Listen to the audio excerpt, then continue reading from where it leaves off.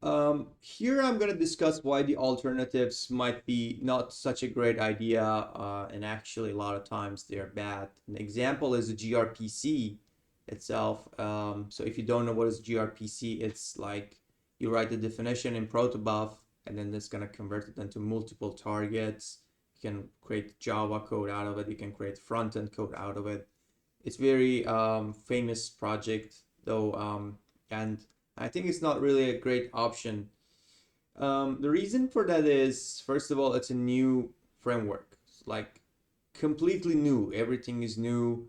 There is no headers. It's just going by the REST API and then kissing it and then throwing it out like that. That's what it is to it. And I think a lot of things we want to do is just the HTTP perfectly fine for it, especially RESTful APIs, those traditional post, get, delete. They're very well documented in themselves and they're simple and they're working great. Like there is, in my opinion, there is no need for a new framework like this.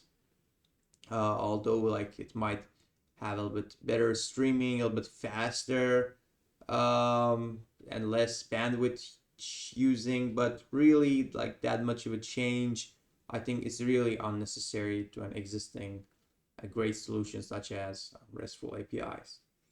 So the second issue is losing standard HTTP request structures. So there's a lot of tools built around this HTTP request thing, and I think you just lose that like right away. The inspector and all those things you need to install plugin, and then like you don't know like you want to work on React Native with it. There is an issue in there. It's just you're losing some great standard right away by using it, and then your backend is not compatible with a lot of other people want to use it. A lot of them in a microservice environment, maybe they're interested in to just have plain HTTP requests, and then they have to also like modify, which in HTTP you don't really need to do. By HTTP I mean like the RESTful design. It's incompatible with almost everything, and that's the downside. There's a lot of things created, a lot of great things created, and when you go gRPC, it's just incompatible with everything else, and it's very uncomfortable to do so. Another issue I see as the fourth option is the new language without any reason. There is no need for creating something called protobuf. They could use YAML or JSON to define those RPCs and then entities and DTOs and actions, whatever it is inside there. And when I was working with it, I was thinking like, why have a new syntax and like challenge them ourselves, adding things to it, meta tags or whatsoever. And it's just they could use YAML. I think that's been done to look cool or something, and then a lot of plugins needs to be written for that, and yeah, it's just a glamorous thing without any reason. Maybe you get a bit type a little bit lesser code keystrokes, but doesn't really matter I think in even a very large system. It's very difficult to debug, and if you ever have used it in practice you see how difficult it gets to debug, especially in a team, different people. It's really challenging. But all of these like were in a way that could be accepted, I think. But the only thing couldn't be great is breaking change.